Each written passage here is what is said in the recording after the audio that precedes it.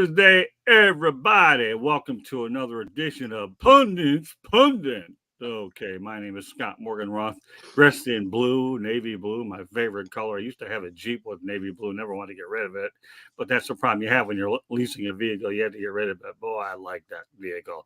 At any rate, we have a great show on tap tonight. I want everybody know that, following Pundits Pundit, we're going to have Fire Up Candy Ebling will be hosting that. She'll be joined by Ralph Williams, George Eichhorn, and Jeremy Ballrick. But before we go ahead and hand it off to them, I want to introduce my crew real quickly. We got Denzel the Sniper. Hey, what's going on? How you doing, Scott? Doing all right. Look at that man wearing the hat backwards and the microphone. He's looking really good, and he's getting ready to go to the Super Bowl. Look at that, man. I'm proud of you. Yes, I will be there live next week. I'm going to be on Radio Row. I'll be all over the place doing interviews and getting some clips and everything, and then I'm going to tell the whole story when I get back. I'm sure you will. I've been to 4 of them anyways and managed to even see the games, but I know you have a good experience. And my target's to get to New Orleans a year after that. And another guy that has been to Super Bowls, at least a couple of them, George Eichhorn, one of them in Atlanta, the other one in Detroit. Welcome on the broadcast, George. Yes, thank you, Scott. And those were good memories for me, too. Atlanta, of course, the great win by the Rams, and in Detroit, Jerome Bettis and Pittsburgh.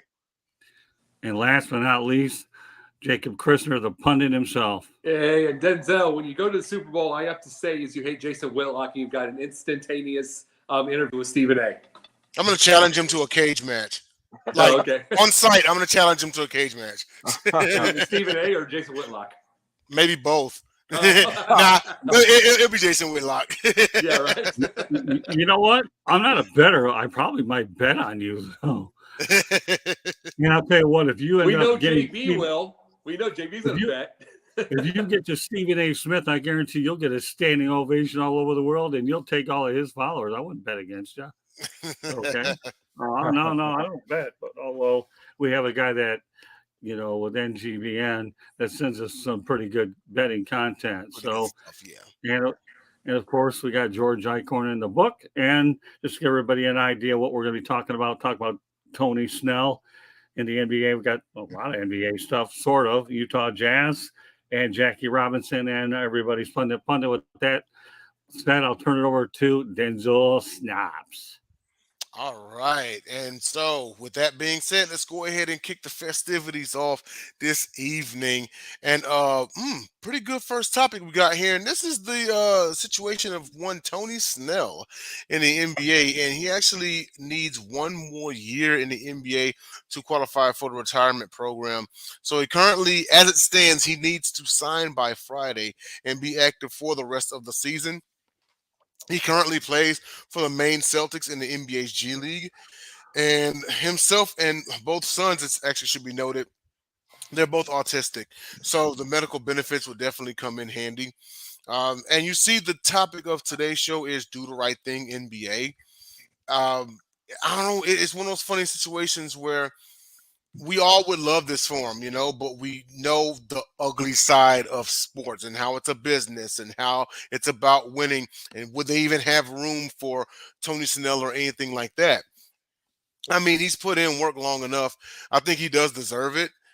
But 10 years, okay, and I had yet to really look up the details behind this, but 10 years in the NFL, all you need is like 4, right? So, I wonder what's so...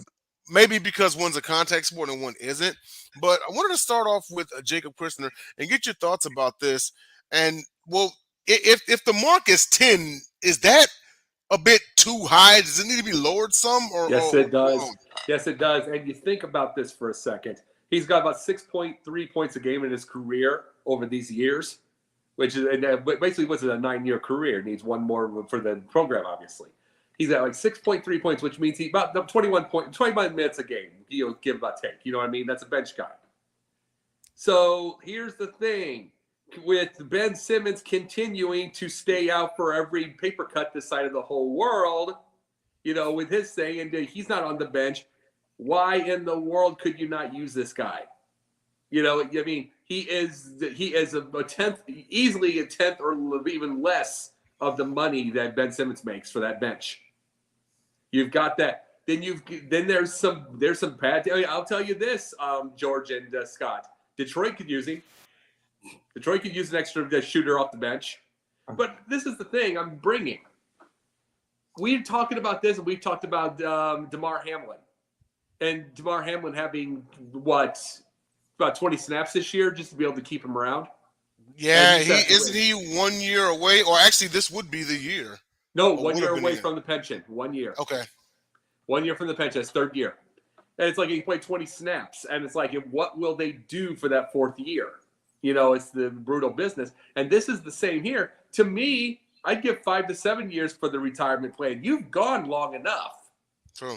You've gone long enough. You've gone through the thing. You got to remember, that's 82 games. Let's just say with the load management and everything, we'll say 70 for a guy off the bench. It's got to be 65 in order to, for the MVP. But I would say 65, 70, 75 for the bench guys. They play. Right. And it's like, and so you're looking at times 5 to 7. That's 370 to 450, 500 games. I mean, just think about that for a second. That's more than long enough to get the retirement plan. And your knees are shot by year 7. Yeah. I mean, and they're starting to get shot by 5. You play all those minutes. So, I mean, I don't get why they all do this, why these leagues do this by itself, and why, because it always feels under the table. Their retirement plans, their pension plans, everything always feels like under the table. You should be doing the right thing. Yeah. Yeah, they should. They indeed should be doing the right thing.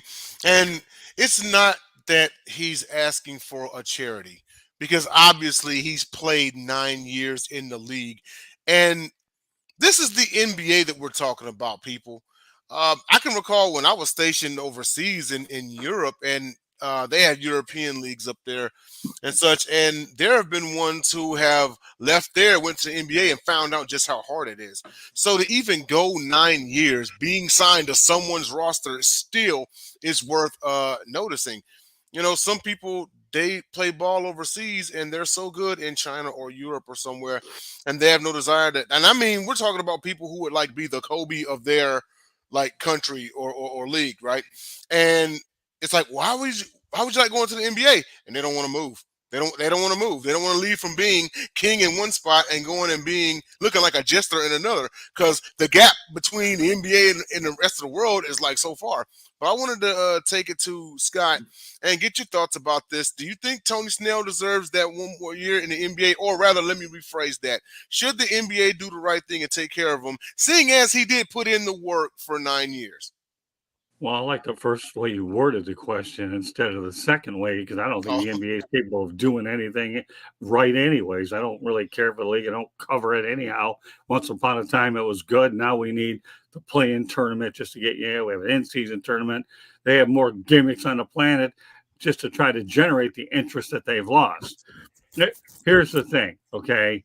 Any team that has under 15 wins, because I knew Jacob was going to go with the Pistons, so I have to modify it my way. Should sign the guy. Most cases, they're not going to make the playoffs. They'll be done by the middle or end of April anyways, and then he's met his 10 years, and that'll be that. But in life, there's perception and there's reality, okay? We are talking the NBA. One of my favorite sayings to the NBA is the NDL, the National Drama League, okay? Where we have to go out there and institute a load management because they don't want to play all 82 games, or they're finding ways to get out for every paper cut or anything on the planet all the way around, not limited to Ben Simmons.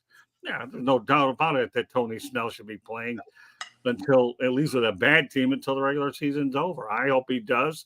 And hopefully with the February 2nd deadline, someone steps up and do it. Can you believe, guys, that we're in February? My goodness, where did January go? Wow.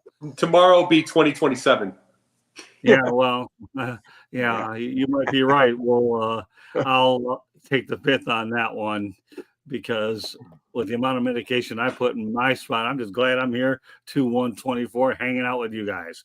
But to answer your question, Dens, I hope someone signs them. Okay, I don't expect the NBA to go out there and try to make exceptions, because if you do it with him, then what's going to end up happening is other guys are going to want to do it.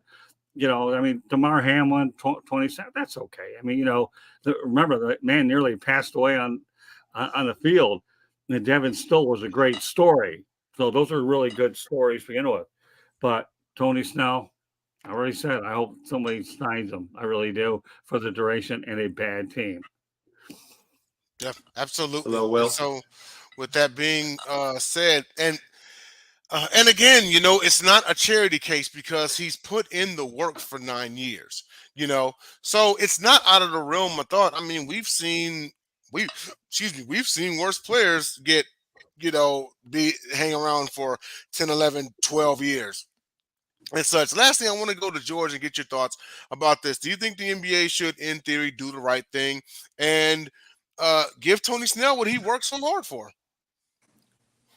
Well, the Players Association obviously negotiates this contract, obviously, with the NBA, and they're the ones that agreed to the 10-year rule. So, I mean, I would love the NBA to do it, but I know they won't because they don't want to make an exception because then they're going to feel like they're opening the floodgates. I do agree with what you guys said, though, is that's too long, 10 years. Most of the guys don't survive that, as we know, in the NBA. And Tony spent 1 year in Detroit. He really didn't do much, but he was a good guy, positive guy around the locker room and the clubhouse, if you will. And the Pistons had him for 1 season. And you're right, Dens. I mean, they can use all the help they could get right now, but it doesn't look promising for Tony. And he has this medical condition. He got a tryout in August with the Golden State Warriors, but that didn't land him a job. And then he's been, as you mentioned, with the Maine Celtics this season. But the fact of the matter is that yes, those levels, those age guidelines have to be lowered rather, because it's just not fair. There's so many deserving people in this league. And I tell you what, you got guys like Bill Russell and Ray Scott and the old guard that fought hard for the rights of the retired players. Trust me, the NBA turned its head the other way for many, many years with those guys too. So the right thing is change the collective bargaining agreement or whatever the heck it is where it's written, because I agree with you that 10 years is way too long. I do hope that Tony comes out of it with another team. He's a great guy and he's been through a lot, but you're right. He can still contribute. He can contribute minutes, points, rebounds off the bench, and deserves a shot. Yeah, Right, absolutely. And Real quickly, go real ahead. quick, I wanted to say this. You realize this is the reason I have this something like this. You realize Bernard King missed the better part of 3 seasons with that knee way back in the day. Mhm. He supposedly had 15 seasons. You really had 12. Barely. Wow. He barely made it. You got to realize that's Bernard King. Yeah. So Yeah. there's, unless the things have changed, these are the things. It's like, dude, that I'm sure they would have made the exception on a star, but I'm like, we have to use our head here. We also have to use some decency also. All right, let's go back to a chat comment that Will Vogel, and I really like this. I met Tony Snell at an NBA game a few years ago, and he signed a card for me and gave me his sweatband. Well, that's the kind of person that you want in there. There's a lot of bad character players, a lot of good ones, but come on, really? I mean, Tony Snell needs to be on a roster relatively soon, and yeah, I'd like to see him get his medical insurance. Good stuff in the chat room, Will Vogel. We really appreciate you. Yeah. Okay. So as we approach a station break, okay, I'll go ahead and let everybody know that Pundits is being broadcast around the world. The audio version of Pundit can be heard on iHeartRadio, Apple, Spotify, Google, or wherever you get your podcast. Please hit the red subscribe button on YouTube, South Florida Tribune. We're striving for more subscribers. Please also comment, like, and share the broadcast. Want to be a guest? One way to do it is in the chat room. Will Vogel's living proof of that as he appears occasionally on Fire Up. Also, send your topic ideas to southfloridatribune@gmail.com. If you want to advertise cost efficiently, call me at 954-304-4941. We broadcast live on Facebook, LinkedIn, Twitter, and YouTube. Our website is www.southfloridatribune.com, Twitter/X @Tribune South. Candy Ebling is behind the scenes as well as producing the show. I have a book out there called Lessons from the Microphone, Tuning into the Enduring Wisdom of Visionary Leaders, which pretty much says old school media versus new school media. Available on Kindle and Amazon. And also another note, NGBN TV will launch on Roku, Apple TV, Amazon Fire, mobile devices. It will be in 85% of the homes in the United States. in Canada and 4.1 billion mobile devices. And George Eichhorn is kindly putting up my book. There you go. Lessons from the Microphone. You can get it at Amazon and Kindle. With that said, I'm going to turn it back over to Denzel Snipes, and he'll take us home. Awesome book. Awesome material. Please go ahead on to Amazon or wherever it is you get your books and get this, the yellow pages of Media Talk biography, wherever you want to call it. I'm telling you, this is great, hot material right off the press. You know, like back in the day, they had the old school like newspaper stands, and you put in a quarter and you got it out or whatever. You know, this something like this, like it would be flying. Like you would have an empty dispenser, like just like that. It's that type of material, y'all. It's chock full of experiences. Please go get it. Okay. With that being said, I'm sorry, Scott. I just had to, you know. I actually used to be a paper boy back in the day in Detroit. It was, or Southfield, a suburb of it. It was okay during the summer, but boy, those winters doing the 5 o'clock in the morning thing and going to school. Oh, yeah. He and I played Paperboy on Nintendo. Yeah. Yeah. I had a red wagon. I had a red wagon. Once in a while, I had a cousin to help me out to do it, but it was unbelievable. Hey, Jacob, how many times have you achieved the rare feat of throwing the paper and it actually landing in the mailbox? Very little. I always went for the windows. It was hard to do. But the windows. We'll go on to our next topic here, and that is of Jazz owner Ryan Smith. He wants to bring the NHL to Utah. So he currently heads, him and his wife, they head Smith Entertainment Group. They've been in talks with the NHL actually for the last 2 years. Now they also run Major League Soccer's Real Salt Lake, as well as NSWL's Utah Royals. And as far as sports in the state of Utah, you know, outside of that, it's pretty much the University of Utah Utes and the BYU Cougars, and that's it. Me personally, I think it would be a great look. Now, as someone who came up a Rockets fan, I hate the Jazz. But with that being said, it would be great. It would be great for them. You have, and it would be also in that region because, you know, well, Nevada being right next to, and you can kind of have a rivalry thing going on there. I think it would be awesome. I do. But I also would say this much is we've been seeing these teams out west getting established. So the East kind of needs to wake up here, okay? Like, when are they going to start adding teams to the East? But no, this is great. And I think something could happen here in the next probably 4 or 5 years. You know, I mean, they added, it was just in 2019, 2018-ish that they added Vegas. And then Vegas went to the Stanley Cup as fast as they did. They had just won just the year before, or just last season, excuse me. And then they added the Seattle Kraken. So these teams are coming at a fast rate, and he's trying to strike while the iron's hot, and I don't blame him one bit. I want to take it to – actually, we'll start off with George first. George, what do you think about this? NHL in Utah. How do you like it? It does have a different ring to it, that's for sure. I mean, I never gave it much thought until recently.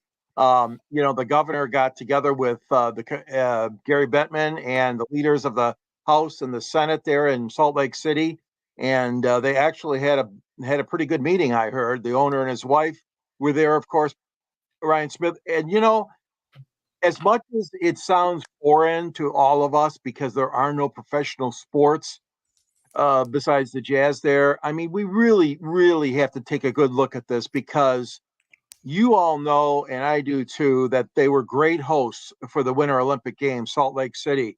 In fact, that was the last time the Winter Games have been held in America. And I tell you what, it's a great town. It has great people, lots of great scenery. The basketball team has had its ups and downs, we know, but they've had some good teams there with Stockton and Malone and those guys. And I tell you what, the thing that really strikes me is that it's unproven territory, so to speak. You know, you're putting a team in there. But that's happened before. I mean, we got the Green Bay Packers. The Packers are the only team in that city. We got the Portland Trailblazers. I mean, I'm talking about the Big Four leagues, of course, not soccer. But I think it would be really interesting. I think they got as good a chance as anybody else. I don't know. They've talked about Portland. I mean, I don't think they'll go back to Atlanta, but that's kind of been rumored too. And other cities didn't pan out like Kansas City and Cleveland. And I mean, you know, so I think it's really got a good shot. I'm intrigued by it. but I'd like to hear more details from the league and from the prospective owners. Okay. I really think that the success and the presence of teams that are already there get looked at as well. And I'll give you an example here. The Vegas Golden Knights, their success since they've come in. The Las Vegas Aces just won, 2 straight WNBA titles now. And then you've also got the Las Vegas Raiders who managed to land there. And well, let's face it, it's pretty much all but done, but the Las Vegas Athletics are coming. Okay. But with that being said, you look at the University of Utah Utes, back-to-back Pac-12 champions, that's success. The BYU Cougars, they've seemingly reemerged in a new conference, albeit the Big 12. And then the Utah Jazz with a ton of history there. I can foresee this. But I want to go to Jacob Christner here and get your thoughts about this. What do you think of the idea of the NHL in Utah? Well, I'll tell you this. I'll answer this, George. Big thing about it is that there is a finalist for Forsyth County for the stadium in Atlanta. So they might go back. And I live probably 2 miles from Forsyth. It's a lot of money. I mean, not one slum in that area. A lot of money. So they will be able to afford the stadium immediately around the suburbs, if you will. But I think one of the biggest things is what they're going to be looking for the next. And it's a good possibility because Utah's a nice little sports area. It just is. The Jazz, you talk about the Utes, you talk about all of those. The big thing that you've got to realize is they're going to be careful this time who they choose because the whole thing in Arizona is an absolute disaster right now. The whole thing with that 5,000 seat stadium and a college stadium, something that kind of looks like if you're playing an NHL game and you're trying to be one of the starters, starting out your game, like when you guys start out in the small stadium and move up. That's what that place looks like. So the biggest issue that we're going to be dealing with is the NHL don't want another disaster like this again, where you're having stadium issues, you're having leasing issues, you're having all that. You got to have the money and make sure you know it. And you're going to be proving it. So it might take a little longer, but Utah would be nice because truthfully, you hear all the little deals. There's just nice people and just chill people in that town. And I think they would enjoy hockey. Yeah. Yeah. And why not? I mean, it's from what I hear, it's not a bad place. I mean, I was stationed with some people who had been stationed at Hill Air Force Base in Utah, and they liked it. They liked the area and everything. The people were real laid back. Of course, Hill Air Force Base is in Salt Lake City, so they went on and they went on and had a great. They have a great presence there, absolutely. But something like this, and the NHL is ever growing. And how long before the NBA starts to pay attention? Because they've been talking about an NBA team in Vegas. Even LeBron James has expressed interest in owning and running said team. So, how much longer before other leagues start to take notice? How many more teams is the NHL going to add before next thing you know, NFL is adding more teams, and then there's conference realignments? What about the Major League Baseball? They may add a few more teams. We actually had conversations here on the Pundits Pundit. I'm sorry, Scott. It was on the Sports Exchange. Or what city would have a good shot at landing a major baseball team? We threw around names like San Antonio, Charlotte. Charlotte Bats. We all know him. Our good buddy. He's trying to bring baseball to Charlotte. So it's just in the name of the expansion game. But I want to end this with Scott and get your thoughts about this. What do you think of the NHL in Utah? Do you think it would fit the culture? You think it would be successful? Good idea, bad idea? How you feel on it? All right, well, let me tell you guys something. Many years ago, I was in Salt Lake City and saw 2 Utah Jazz games at the Salt Palace. And I was actually invited to a hockey game when I told one of the hockey announcers about my long, unbelievable trip that went 10,000 miles over the course of 30 days, where I really used a rental car and got a lot of mileage on it.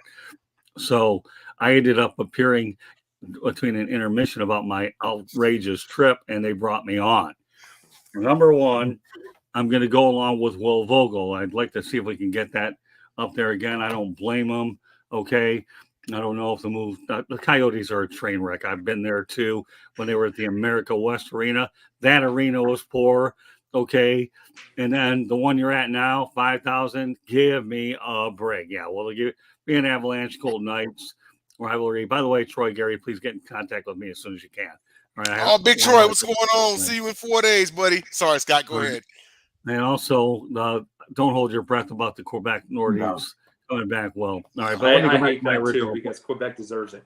Yeah, don't hold your breath, okay? And let me finish, Jacob. Thank you very much. This moment here, yo crazy, is brought to you by Jacob Christner. We have to get that in once a time show, and we just did. And I didn't have to pay. Seriously, yeah, exactly. Well, you'll pay. Don't worry. Keep it up.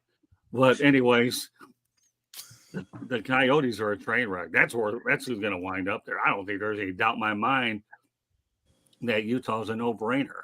You got Ryan Smith involved. You really do. The guy's got a lot of money. And Dwayne Wade's helping him on the basketball side. This guy's a shrewd businessman. I don't think there's any doubt in my mind that Utah can support the NHL. I really don't. And they're ready to do it now. They really are. They can put them wherever they're going to put them and I don't know what their stadium plans, but Utah's ready. A lot more ready than you think. Atlanta may be down the road if they go to the suburbs. We'll see. But Utah's ready to, and you have to eliminate that dumpster fire that you have in Arizona. They had a decent stadium in Glendale. Didn't want to stay there. I understand it was on the west side of the valley. I get it. But whatever the Coyotes have done, they destroy. Now they're building a competitive team this year, but it's not going to take a lot to sell a 5,000 arena up. And I think the NHL is getting fed up with them. I really do. So I could see this move. It should have taken place within a year or two, at least. Much sooner than all you guys think. And again, I've been in Salt Lake City. I believe those people are ready. They're good fans. Smaller market. So, when you talk, they don't have as big a media market, which could work to their advantage. So therefore, you don't have to worry about the players being crucified through them. But when you put it all in perspective, yeah, it's a natural. It really is. Yeah. Do it. And I hope it happens ASAP. Well, Scott said something about their being ready. I don't know if that's actually true, because part of the proposal is going to build a new hockey arena that, of course, hasn't been decided yet. So is the Jazz facility, is it available for hockey? I don't know that. Well, but here's the thing, George. If it is available, you bring them there, okay? Yeah. And the question is should they agree to do that? How quickly can they get the stadium? That may take a year or two before they can get out of Arizona anyways. So if it takes about a year or two, then you're looking at a temporary facility wherever they're going to be. It's a whole lot better than what they have going on now, George. Yeah, for sure. I think what Scott was referring to as far as being ready, I think he meant the culture, the people. Oh yeah, ready. Yeah, good point. And I would go as far as saying they would be more receptive than let's see, Los Angeles receiving not one but two football teams. Because let's face it, the Rams won the Super Bowl, and then 2 days later they were like, what else is going on? Whereas if Utah won a Stanley Cup, like, that's never forgotten. That is just like people will, that's going to be celebrated. That would be the first major title like in Utah. Like that'd be the biggest thing that happened to Utah sports since the BYU Cougars won a national championship in 1984. So with that being said, they would. I think that's right. I think they would be a lot more receptive to receiving a team than other markets. And that's not trying to say nothing bad about LA, but look at Chargers games and Rams games, even when they're winning. Yeah, but let's go back to that comment about City of Glendale decided not to fund any part of the arena. Well, you know what? They're smart. Why should they? I've been in that stadium. My brother-in-law, my father-in-law, Candy, and I went there. We got tickets. So it was on short notice anyhow. That was a good stadium for them. Bottom line is Glendale got fed up with them. They weren't paying their bills on time. They had enough. Coyotes wanted to go to East Valley. In fact, I'll take it a step further. I know we have to be conscious of time here, but a long time ago, they took down a shopping mall in Scottsdale Road in McDowell, and they were ready to build it, but the thing fell through because they had passed a tax to get it funded, but it all fell through, and everything that the Coyotes have done has really been an absolute disaster anyhow. So I think it's time for the Coyotes to leave Arizona, and I also do believe that Utah would be the right place. I like the idea of Kansas City. They do have a stadium that's ready. Atlanta, but maybe one of these days we'll get into more details on this topic down the line. I know time restrictions won't allow us to devote more than we already have. All right. Well, we'll go on to our third topic here, and that is the unfortunate incident of Jackie Robinson's statue being stolen and burned. So it was stolen from a park in Wichita, Kansas, cut at the ankles. It was later the authorities and first responders got a call that that a trash can, something was on fire. And so it was found in a trash can burning. It was damaged beyond repair, and additional parts of the statue have yet to be recovered. I know I haven't read or seen anything about who did it, any arrests being made, or anything like that. Definitely an unfortunate incident. Considering the man and what he's done for sports, not just one sport, but for sports, and for this to happen, most definitely undeserving. But I had a question that I wanted to propose to the panel and work with me on this one. Okay, I'm going to start off with you, George. Okay, and so here's what I have to ask: is because of the athlete and the symbolism, what Jackie Robinson did, breaking barriers for African Americans and such, because of the symbolism of the statue and who he was, could one view this as a hate crime? Go ahead. I think so, Denzel. I really do, because this is just an atrocity. I got no regard for those people or person that did this. It's ridiculous. It really is. Kansas City is the home of the Negro League Baseball Museum. Okay, that's a destination city for anybody that wants to know about the history of the Negro Leagues, and that was put up in 1990. Okay, folks, this is 34 years later, and we're getting somebody to cut out and destroy a piece of history of a man who was a leader and a generational talent and who broke this barrier. Come on. I really think that this, to me, is a very racist action on from what I read so far, and it could be a hate crime, but there's just no way you do this kind of thing. You don't. I mean, what if somebody went and did this to the statue of Al Kaline in Detroit, or somebody did something to Stan Musial in St. Louis? Come on, there'd be this long and deserved public outcry. So there should still be this outcry, and they need to find out who did this. This is a terrible act, and I hope that they get met with the full extent of the law. Absolutely. And when I was thinking about this, and this is the message that I would have to the people before I swing it over to Jacob, is I want you to be vigilant, okay? I want you to keep your ears open, because typically nowadays people aren't careful about concealing information, but maybe in this case it would be a good thing. But I need you to keep your ears peeled and everything, and I want you to listen around who's maybe bragging about something like this, and then help bring justice, okay? Because what happened was undeserved. So I'm going to put this on the people. I'm going to say, be conscious of your surroundings and take a good listen to anyone out there that may be bragging about something like this, bragging about doing something like this or anything like that. Because let's face it, nowadays, a lot of people of the younger generation, unfortunately, they're all about clout.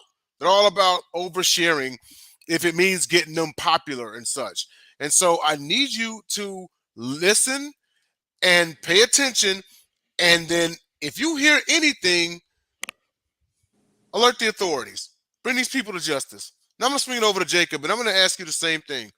Because of the athlete and the symbolism, what he stood for and what he did, could this be viewed as a hate crime? Go ahead. I'm going to say this part just as far as the law and politically knowing the state that it's in. It's not going to be. I'm just saying, could it be? Yes. Will it be considered that? No, because the people in a General Assembly are going to absolutely say any of the ones that were torn down of the founding fathers or any of that stuff could be considered also. So I'm just saying what they're going to say, But I want to bring a little story here real fast, because this whole thing makes me sad. Do you know why?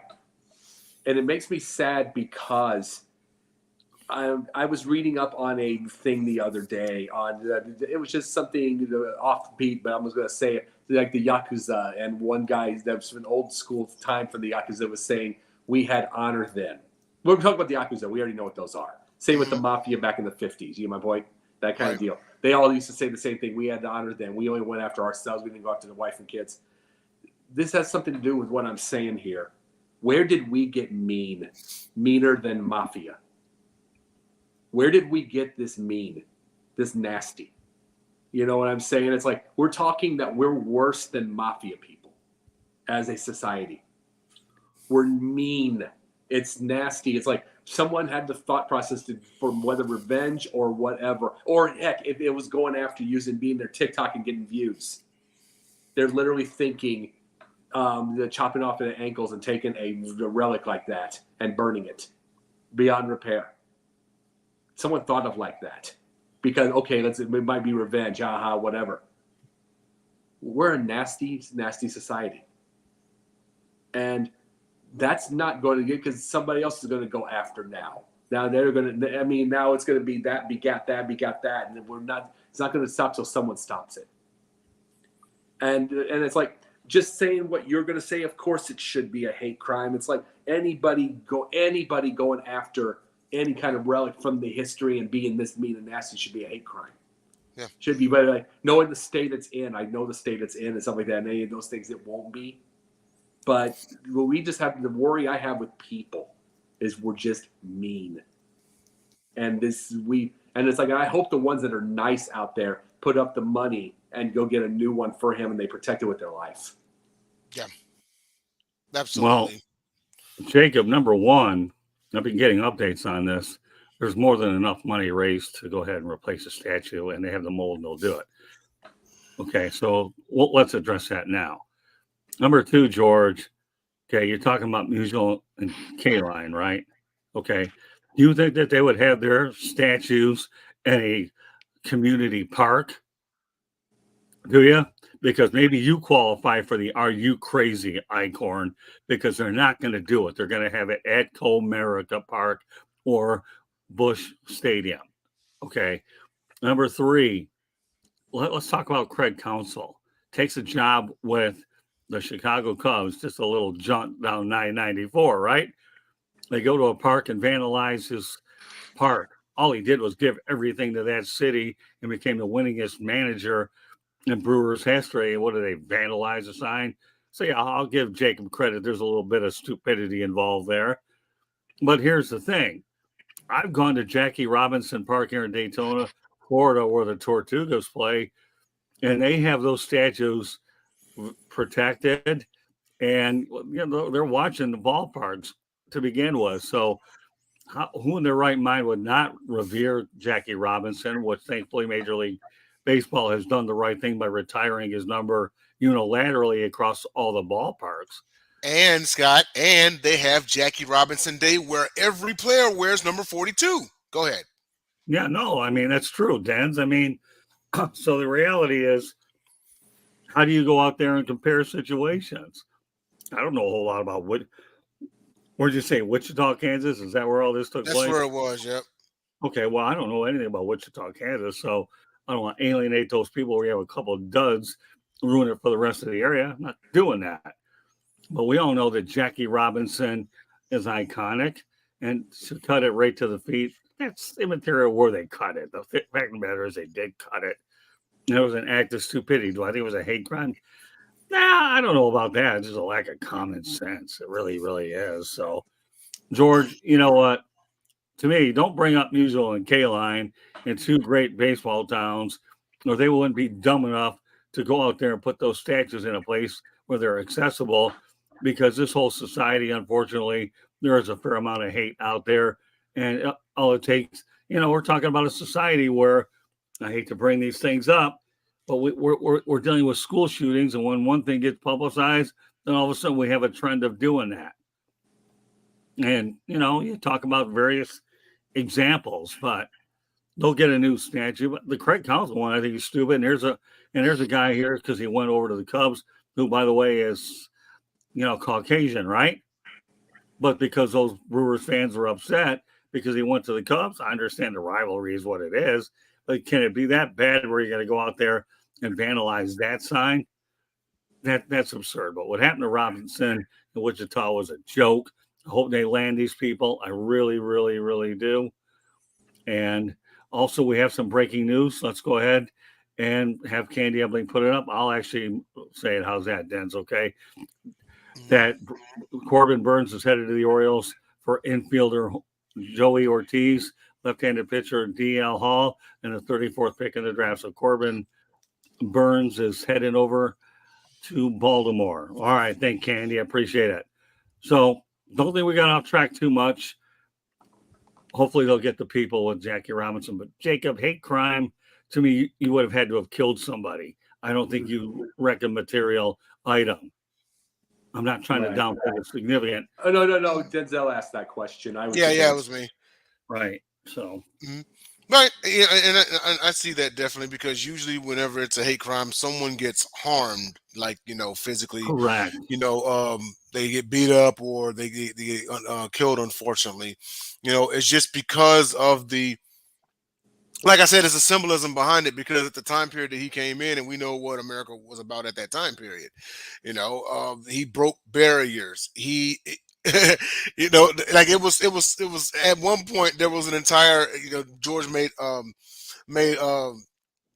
of the Negro League, like blacks had their own separate league, and then Jackie Robinson comes along and then boom, punches down those doors and everything. And so because it was, and that's why I was saying, was it racist intent? And again, we don't 100% know. We only know what we know right now. We're reporting on what we know right now. Right. When we catch these people, now I will say this much: when these people get caught, and authorities love to take a look at backgrounds on social medias, and you start seeing like hate rhetoric towards blacks, then yes, I would 100% label it as a hate crime.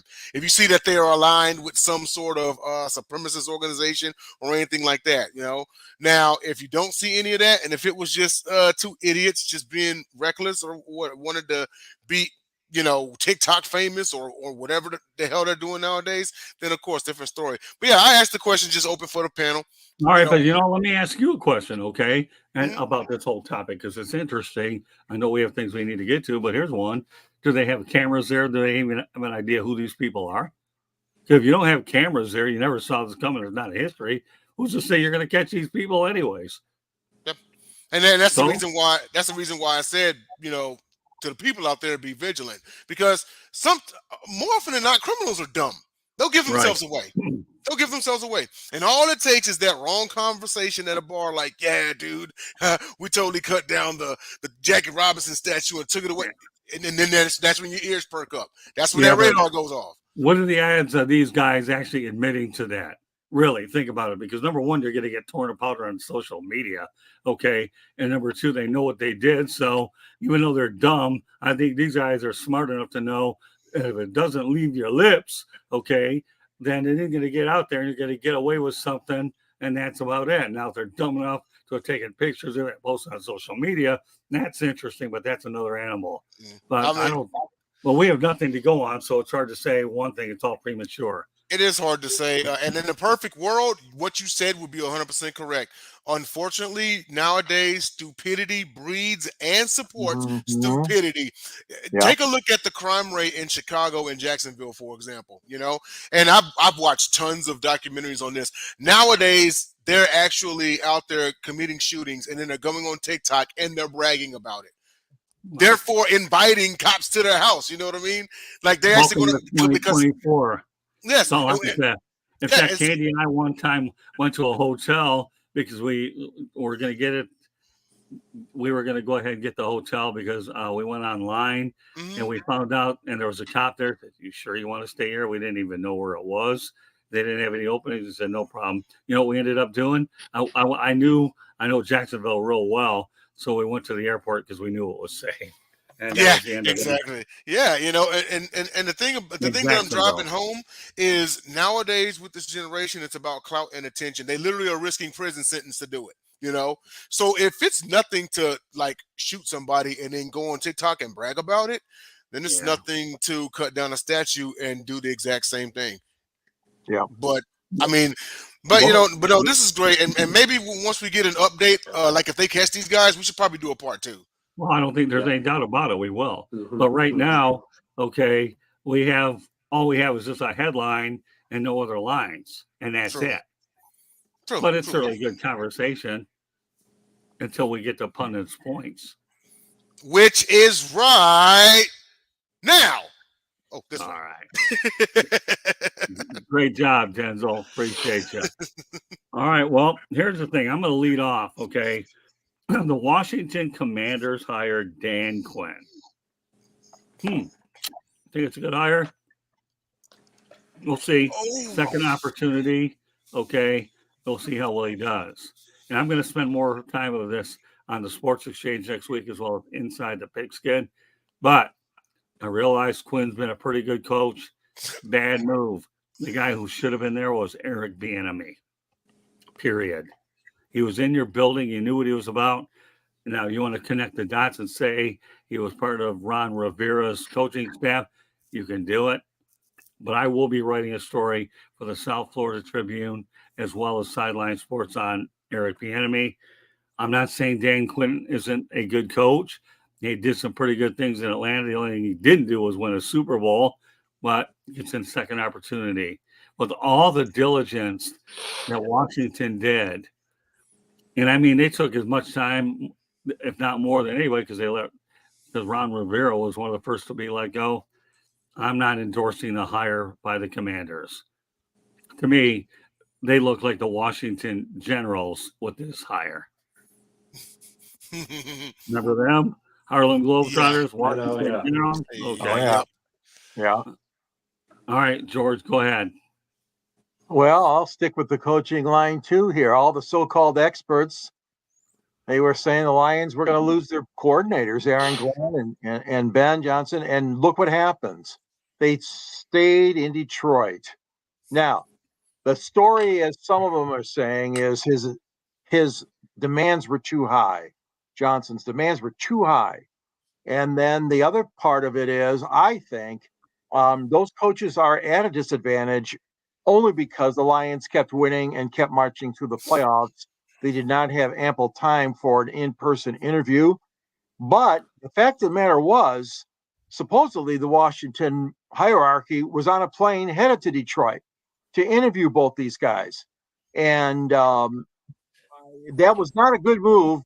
That was not a good move to say you're not going to do it after they said they're going to come and see you in person. I don't know all the details on that.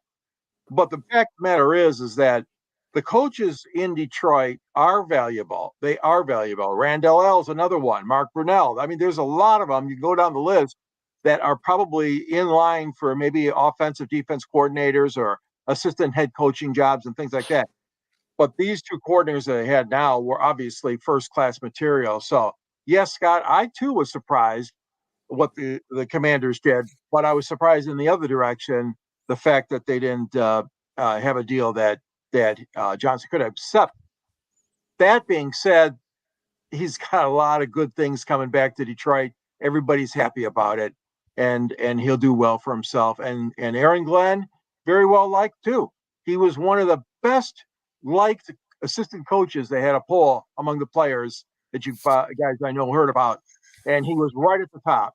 So Detroit's blessed with these two coordinators, and a little bit of egg on the face of some of the reporters who thought they had both of them going.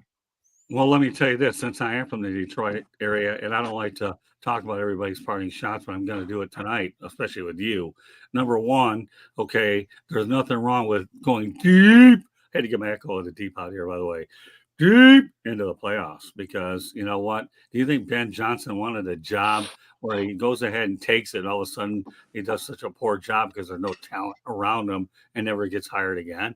So that's not a big deal, George. It really isn't. That happens with everybody. It wasn't just Johnson and Glenn. You know, that's item number one. So the reality is this, okay? You know, he's happy and he's loyal and he feels he's got unfinished business. Can't knock him for that. Aaron Glenn, they'll get hired. I'm questioning the hire of Dan Quinn and talking about Eric Bieniemy, but this was your parting shot. I'm not trying to steal any thunder on the whole thing. I'm really not. But when the time comes, Ben Johnson will get, when it's time to go, he'll leave. Right now, he doesn't feel that it is. Okay, Denzel, do you have any parting shots? I didn't have a parting shot, but I did want to mention about the Dan Quinn hire. I do like the fact that he is back in the driver's seat again as a head coach. Whoo! I don't know if you saw me make that face when you said that, but like, because the Commander's job was arguably the most undesirable head coaching job, but in all fairness, they're trying to turn the culture around, and it would be great if you were a part of something that, trust me, being a fan of a team that was trying to turn the culture around, I know all about that. And you see how the Texans did this year, So in all fairness, I mean, all that other raggedy, toxic stuff is gone, and it's a new time. And while I do agree heavily that Bieniemy should be head coach, at least with Dan Quinn, a guy who had taken he was the architect of the Legion of Boom. He took the Falcons to a Super Bowl.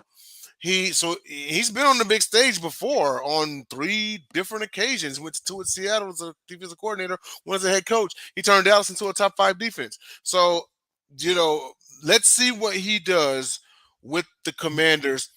Let's see what he does this draft. Let's see what that front office does. But I want him to give him a shot. All right, that's all I got. I'm sorry, y'all. Well, that's okay. I'm glad you had one. All right, there you go. Let's go to the Mr. Opinion himself, aka Pundit. I had one tonight that was going to be actually the Steve Garvey thing, but it's going to go too long over, so I'm not going to do that. But I've got one thing here. The whole Bieniemy thing. Eric Bieniemy has been somebody I've been wanting from the Bears for 5 years now. You guys have heard me for the time I've been with Sideline Sports, with South Florida. I want Bieniemy. I love the guy. But here's the thing. This Eric Bieniemy to me is the exact deal is the exact new era of what Bruce Arians had to deal with. Bruce Arians was not the head coach until he was 60 years old, and it took Chuck Pagano to get sick to get it, to be able to get an interim, and then he got it. And it's like, and why did it take so long? Because he wouldn't kiss tail, if we can say it that way. He wouldn't be political. He wouldn't say what was the right thing. Otherwise known as trying to get Jerry Jones's attention, if you get my point. He wouldn't do any of that. And now we're dealing with Bieniemy. And it's like, this is the thing I want to ask. This is everything I'm going to go to the people of the egos, all the owners, the front offices, everything like that. If Bruce Arians succeeded and Eric Bieniemy can, then you might want to look past your ego and start looking toward those kind of guys instead of getting a Dan Quinn. Because Dan Quinn's a very boring choice. There are boring choices out there. Dan Quinn is the North Turner of the Wade Phillipses. He just is. It's just a boring, they're great coordinators. They're just boring choices. It's time to stop using your ego and start looking toward the other way. Well done, Jacob. All right. Well, that concludes this edition of Pundit, but we're not going away yet. We have some station information as well. I will start with it now that Pundit's being broadcast around the world. The audio version of Pundit can be heard on iHeartRadio, Apple, Spotify, Google, wherever you get your podcast. Okay, please hit the red subscribe button on YouTube, South Florida Tribune. We're striving for more subscribers. Please also comment, like, and share the broadcast. Want to be a guest? Participate in the chat room or send your topic ideas, southfloridatribune@gmail.com. Want to advertise cost efficiently? Give me a call at 954-304-4941. We broadcast live on Facebook, LinkedIn, Twitter, and YouTube. Our website is www.southfloridatribune.com, Twitter/X @Tribune South. Candy Emblems behind the scenes, as well as producing this show. I have a book out there called Lessons from the Microphone, Tuning into the Enduring Wisdom of Visionary Leaders. Pretty much relates old school versus new school, available on Kindle and Amazon. And one last time, NGBN has launched on Roku, Apple TV, Amazon Fire, and mobile devices. It will be in 85% of the homes in the United States and Canada, and 4.1 billion mobile devices. All right, we're going to start top to bottom real quickly. George, let everybody know how they get a hold of you. Yeah, you can follow me in the South Florida Tribune under the Motor City Tribune banner, where I write sports. And there's a link at the end of every article of mine if you're interested in my book, which is Detroit Sports Broadcasters on the Air. Scott's in the book, and a lot of famous sports people are in that book as well.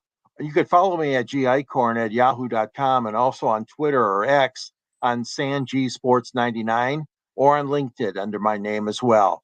And I look forward to this program every week, as well as other programs, including the 108 Stitches and the Sports Exchange. Okay, on to Jacob.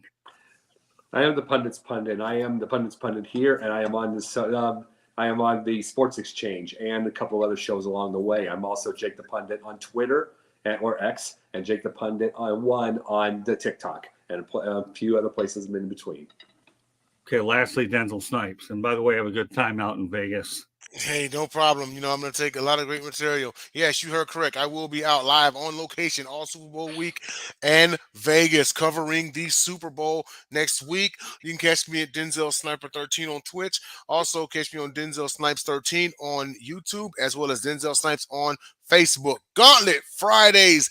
This Friday will be the third annual Gauntleys. We will be going over awards for Rising Star Player, Offensive Rookie of the Year, you name it, even Sports Moron and Non-Sports Moron of the Year. It is the third annual Gauntleys. Tune in Friday, 8 p.m. Eastern. All right, well, that does conclude this edition of Pundits Pundit. Fire up his neck, Candy Abilene, Ralph Williams, George Eichhorn, Jeremy Ballrick will be there. So on behalf of Denzel Snipes, George Eichhorn, Jacob Christopher, and your host, myself, Scott Morganroth.